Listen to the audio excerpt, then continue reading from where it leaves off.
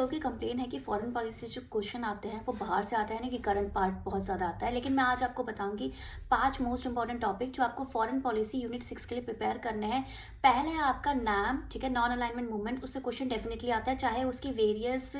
आपकी मीटिंग्स हो कि कहाँ कहाँ पे सबमिट्स हुई हैं, कौन कौन से ईयर में क्या हुआ है वो। सेकेंड आता है आपका न्यूक्लियर पॉलिसी, भारत की जो न्यूक्लियर पॉलिसी 2003 की, उसके क्या क्या फीचर्स है उस पर क्वेश्चन आता है। एंड इस पे अगर इस टॉपिक का मैं अगर फर्दर बताऊं तो आपके भारत का जो पार्टिसिपेशन है एनएसजी में, आपका वासेनार अरेंजमेंट में, ऑस्ट्रेलिया ग्रुप में, तो उस पर क्वेश्चन आ जाता है कि कब कब ज्वाइन किया था। तीसरा आता है कि इंडिया के रिलेशन अदर कंट्रीज के साथ कैसे है, जिसमें अगर यूएस की मैं बात करूं तो एग्रीमेंट्स आ जाते हैं, जैसे बेका हो गया, कॉमकासा हो गया, जेएसआईएमओए हो गया, लेमोवा हो गया, इस तरीके के आपके एग्रीमेंट्स आ जाते हैं। या सिविल न्यूक्लियर डील पे क्वेश्चन आ जाता है, या फिर करंट में कुछ भी चीज चली है, चाहे चाइना के साथ, चाहे रशिया के साथ, चाहे यूएसए के साथ, तो वहां से आपको करंट पूछा जाता है और करंट बेस्ड जीके क्वेश्चन पूछे जाते हैं। टॉपिक नंबर 4 है कि इंडिया का participation international and regional organisation के साथ कंटेक्स्ट में पूछा जाता है कि अगर आईएमएफ या डब्ल्यूटीओ या फिर आपका